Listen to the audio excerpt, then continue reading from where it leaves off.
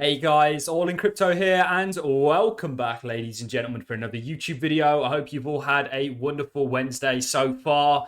Today, we're just going to be delivering a nice and chilled out video, and the purpose of this video is really to be reminding people that you are still exceptionally early. We're going to be talking about the graph that I have behind me that is comparing the internet with cryptocurrency in terms of users. We're also going to be diving into an article that is essentially has came out in regards to some of the comments Wells Fargo has had to say about not only Bitcoin, Ethereum, BNB, Solana, XRP, Cardano, and so on and so forth, but really crypto as a whole, talking about how early they believe we are, and that we could see that pivotal moment when things really start to uptick in terms of adoption. Today was a pretty significant day.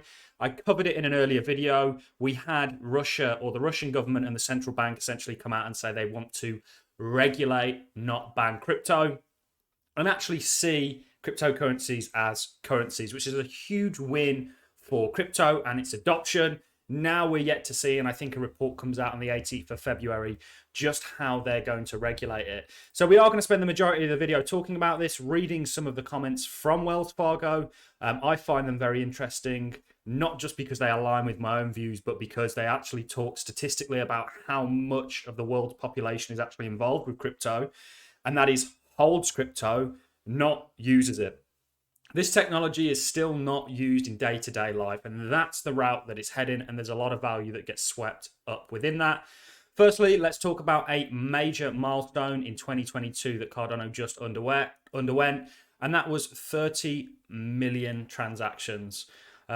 So every metric of Cardano continues to grow and accelerate. You know, we've seen exponential growth on a number of different on-chain analytics. We know that we're at a crucial point right now for Bitcoin and Cardano.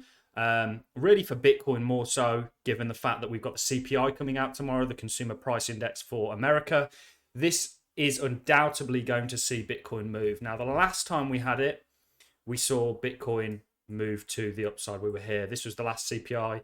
Will we see an upward move on a higher inflation figure than we previously have had? Potentially, but then that means the Fed's more likely to act more hawkishly. You also have the whole Russia as a competitor to America wrapped up in everything. So it's becoming very interesting. You know, history is literally being wrote as we progress as a space. And Cardano is still doing quite well. Too late to call this a bottom because we've not actually broken this downtrend as of yet. But one thing that we are doing is setting up the right kind of structure that will lead to a trend reversal, this kind of lower lows, higher lows and higher highs.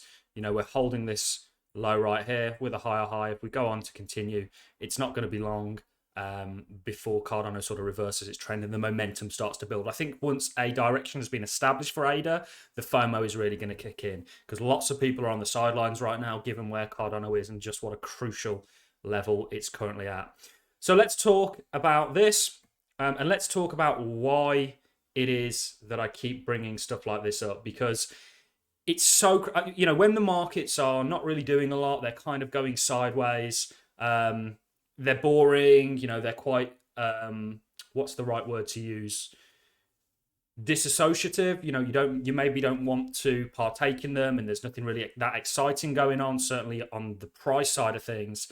It's often very easy to take your eye off the ball, and this is the real thing that you want to be keeping your eye on, adoption, and that it's still yet to come. And what they've done here is they've looked at the internet users, and you can see in the red, so at the left and the bottom, you've got the kind of axes, and for crypto users in the purple at the top and to the right, you've got crypto in the dotted line. You can see just how early we are, ladies and gentlemen. I mean, imagine the value that gets swept up here when we sort of reach a similar sort of level that the internet has seen in terms of people adopting it and using it. That's, you know, it's very comparable. The internet as a technology, crypto, and of course PCs. I think PCs is potentially more. PCs was really the revolution. Then you had the internet, which was the second one, and now you've got crypto. I think this is the kind of path that's following. And then more, I would say crypto is almost more comparable to PCs than it is the internet, which is weird because you couldn't really have crypto, or you could. They are working on ways to kind of have it offline. Anyway, we're getting way off topic. So let's talk about the article from Wells Fargo. The article reads, it's still early. Wells Fargo issue huge Bitcoin and Ethereum price predictions as extreme volatility hit BNB, Solana, Cardano, and XRP. Volatility, and we've said this time and time again, is part of any emerging market. And we've compared really since the start of my channel, Bitcoin specifically to Amazon. But also we've said, look, where Amazon was in, you can see this is an emerging market, an emerging technology to be born out of the internet. Lots of volatility associated with it. Certainly during the dot-com boom, which reached $5.5 trillion, ladies and gentlemen, in 1999. So that gives you an idea with our market cap where it is today, I think 1.8 roundabout trillion. There's still a long way to go. We're nowhere. I mean, 3 trillion in today's money is worth a lot less than 3 trillion back then. So we've got a long way to go on that front. But let's get into this article. And we're going to start halfway down. For today's investors, trying to figure out if we are early or late to cryptocurrency investing, looking at technology investing in the mid to late 1990s seems reasonable.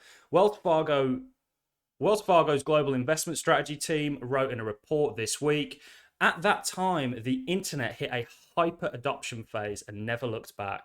Cryptocurrency appears to be at a similar stage today. And every single day, guys, we're furthering adoption. And there's going to be that, what Charles has called Wi-Fi moment. What he's talking about with the Wi-Fi moment is, of course, blockchains being interoperable, but also that kind of connective moment where everything works and people go, yes, we can get on board with this, we can use it, and we can start to adopt it. And the scope for cryptocurrencies and the sort of value that they can capture is huge. You can pretty much do anything with a smart contract and essentially eliminate the majority of middlemen. And there's a lot of middlemen in life, ladies and gents. So the analysis pointed to research from the Bitcoin and crypto exchange, Crypto.com, that found the number of global cryptocurrency users reached 221 million in June 2021. Or just under 3% of the world's population, highlighting that it took only 4 months to double the global cryptocurrency population from 100 million to 200 million. So you're actually going to see this technology, whereas the Bitcoin, the internet has taken as long as it has. There's lots of arguments to suggest that crypto is going to get adopted at more of a rapid rate. And that's partly to do with the internet. The world is more connected. It's more up to date on these sort of things and is more expandable. So we could actually see faster adoption for crypto than we can the internet, or we could see that potentially. And also, it talks about users here. Cryptocurrencies is almost the wrong word to call some of these blockchain technologies. Yes, they are cryptocurrencies in the sense that it's cryptography that secures them, but they're far more than currencies in many respects. They're, how I like to look at something like Cardano is an operating system that people can build upon. And these other sort of smart contract blockchains. So it's talking about the fact that, we could essentially be at that kind of hyper adoption moment. If this trend continues, cryptocurrencies could soon exit the early adoption phase and enter an inflection point of hyper adoption, similar to other technologies. There is a point where adoption rates begin to rise and do not look back. Precise numbers aside, there is no doubt that global cryptocurrency adoption is rising and could soon hit hyper-inflection point. However, the team, part of Wells Fargo Investment Institute, the research division of Wells Fargo, Wealth and Investment Manager, caution that cryptocurrency investment options today are still maturing, and they advise patience, adding they are hopeful that greater regulatory clarity in 2022 brings higher quality investment options. So this is what, and this of course from Bitcoin Archive, this is from Bitcoin Archive, the tweet that I'm using to show you the graph, but it was also on here as well. We're seeing Russia move to regulate crypto. Will the US follow suit? It's why this is such significant news, guys. It could actually work against crypto in regards to the US adopting it. They may see it as a threat. We know that apparently the White House has came out and said, or the White House is planning on tackling cryptocurrencies as a matter of national security. That wasn't officially said by the White House, somebody that knows the White House's plans that didn't want to be named. But this could all be part of it. And surely if Russia, and this is just public, the White House would have known about this a long time ago. So it's a very exciting time to be alive, ladies and gentlemen. What they're talking about here is the fact, and I do hope that we do see regulatory clarity. People think regulation is bad for crypto. It can be if it's over-regulated, but can also be extremely healthy. I actually believe there's elements of the crypto space that need regulating and that need somebody to step in. And I'm a free market guy. You know, I'm of the Austrian economic thinking, or certainly that's the category I put myself in. But I still believe that, you know, within crypto, I mean, there's some craziness takes place in crypto. There are scams that need prosecuting, and there needs to be some sort of a safety net. But I think that if they overregulate this space, they can kill it. And I ultimately don't think that that does anyone any benefit. Russia are going to use crypto to increase tax revenue, increase their sort of global status. And they actually said instead of banning it, which could cause more damage than it could good, we're going to use it to increase the financial stability of Russia. The US should follow suit. So that's really all I wanted to bring up in this one. It was just a short and sweet one. I've just got done traveling, had a 4-hour drive in the snow, which is always fun. So I just wanted a nice chilled out video, just reminding people that we're exceptionally early. And it really is. We really are following some sort of an Amazon-esque journey. And you can see, you know, all this volatility. And over time, what you're looking at essentially is just a growth curve. I'll take it off the daily and put it on the weekly. You know, this is what you're looking at, ladies and gentlemen. I think Bitcoin and crypto as a whole is on the same kind of journey. And just again, we have been saying for a while now that Amazon in 2010 looked very similar to Bitcoin, where it currently is in this kind of, you got this double peak, you're coming down, people are going okay. This was your kind of March 2020 event, although this was 2008 with a housing crisis. You've inflated this, you've inflated the supply. You're talking about upping interest rates, which we don't know if they can or can't do. They will do it, but it's not going to be to any sort of significant degree. Lots of uncertainty before you get that continuation, because this is a real technology that's experiencing real adoption. We're seeing it daily, more confirmation today, and this is really what we're looking at. This is one of the most important charts, guys. And in terms of what Wells Fargo is talking about, in terms of an adoption curve, this is your halfway point. We're here.